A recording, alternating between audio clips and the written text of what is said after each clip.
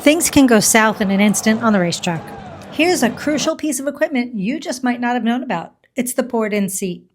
The car is equipped with a carbon fiber seat that has absolutely no padding. So here's the scoop. It's a custom-fit, impact-absorbing foam. You'll understand more when you actually see the process. It's also fire-resistant. Most importantly, the foam is designed to manage forces on a driver's body during a crash, which helps protect against severe back injuries. This right here is my OG poured-in seat, and she's going into retirement. So Mark and Leanne from DSP Safety came to the shop, and we're doing a new poured-in seat, and here's the process. Did you see that?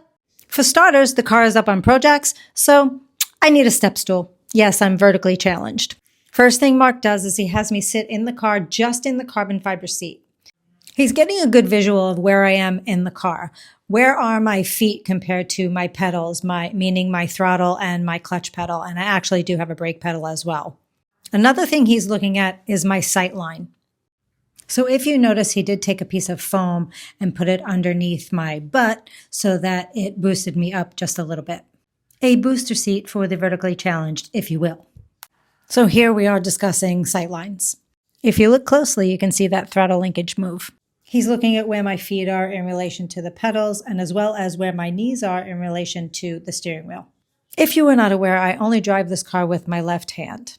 My right hand is either on the brake or the shifter. With the previous seat, I was not happy with how my elbow was in relation to where my hand was on the steering wheel.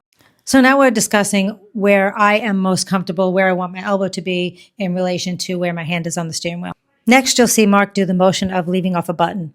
So I run a converter, but my trans brake is actually a clutch pedal rather than a button on the steering wheel. We had a good laugh about that because he always forgets I have a clutch pedal. And after more discussion, it seems that we will be putting a second piece of foam in there, just to adjust for that sight line a little bit more. Being short ain't easy. So now he has me sitting on the second piece of foam. Then you're going to see him take his hand and put it over my head. That's because he wants to make sure I have enough room between my top of my helmet and the head padding that's in the car. So the correct amount of distance between the top of your helmet and the head padding is really mainly because if you do put the car on the lid, you don't want your head to hit that padding and then cause neck compression. There is most definitely a science to this whole thing. Now he's prepping. He's putting a bag in there that the liquid is going to go into, and then I'm going to sit on the bag.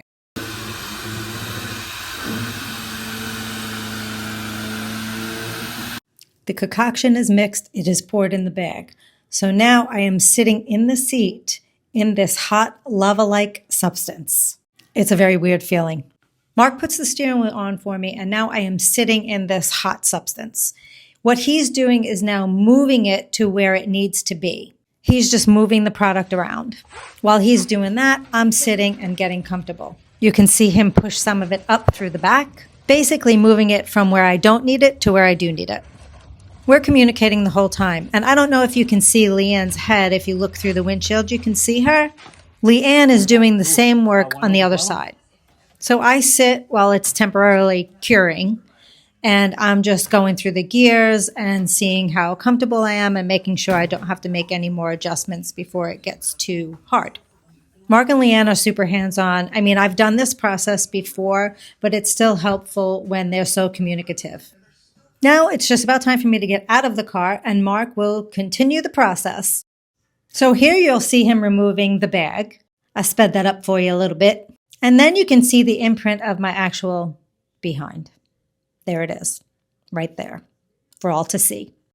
Now we're taking the party outside. As you can see, Mark is cutting off the excess from the seat that he just poured. I was really curious to know how he determined what gets cut off and what doesn't.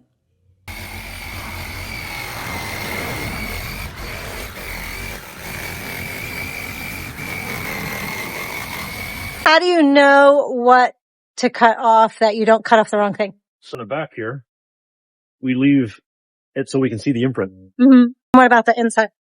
The inside, anytime that it overlaps or starts rolling over, we know that it's going to affect the driver. See, like in here, okay. You can see how it's rolling over your thigh. We'll flatten that out. Oh, okay. All right. Back in the shop, back in the seat. Now we're just doing some fine tuning. I really want to make sure that my elbow and my hand are comfortable and where I want them to be. I also had a little bit with my right shoulder that I needed taken out, which he did. And the seat feels absolutely fabulous. I'm so excited. Now that the seat is where I want it to be, this is where they cover it with that flame retardant fabric. This is Leanne's specialty.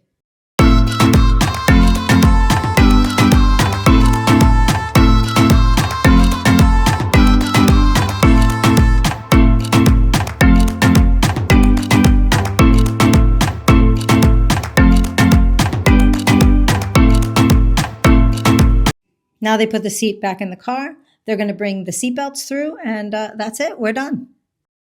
Ain't it a beauty?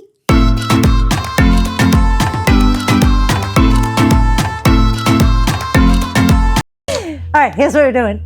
Just had a new seat pour. We're just checking things out. Seeing how everything feels. Sounds good. There's a lot that goes into it. So hold on.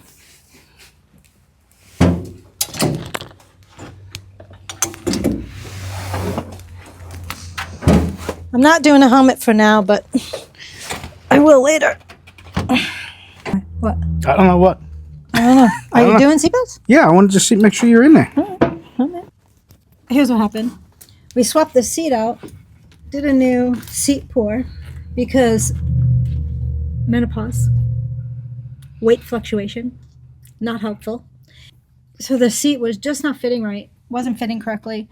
Mark from DSP did a new seat pour for us, and everything feels really good. I feel really comfortable, which is great. So ready to get back out. But now we just have to do some seatbelt adjustments, right? Yeah, get a lap. That's got to come down by 2 inches at least. So we got to change this, get that changed up, and then go out testing again. Yes, just don't suck. Just don't suck. You heard that from the man. Don't suck. Don't suck. Helmet on, Captain Video. We did a little adjustment to my sight line as well with the seat pour. We also have a fresh air system. Yeah, we're good. Okay. So I don't know if you can hear that. That is the fresh air system. So you can see on the side of the helmet. I'll give you a better look at it. There's a hose that connects to a little hose on the helmet, and that's where the fresh air comes in. I am a migraine sufferer, so the fresh air is really like a dream for me, honestly. Here's your hose. So there's the hose, and then it goes on the side of the helmet. You wanted me to say something, so I Sure. said something. I turned the camera on. All right, so The brakes feel okay? a lot more comfortable. Does it feel okay? Yeah, I feel good. All right. Good.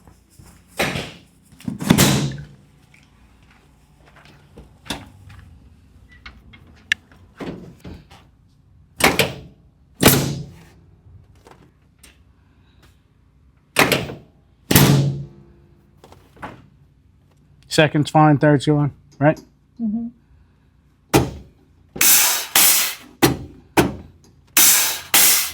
Cables are not in the way anymore? Oh, you moved them already. Oh, okay. Yeah. When the boss says it's in the way, I have to get to work. There's no, Well, that's right. I can't slack. That's right. There's no slack in here. That's right. I know. I don't want. Trust me, I've been trying to get fired for years, but it doesn't work for me.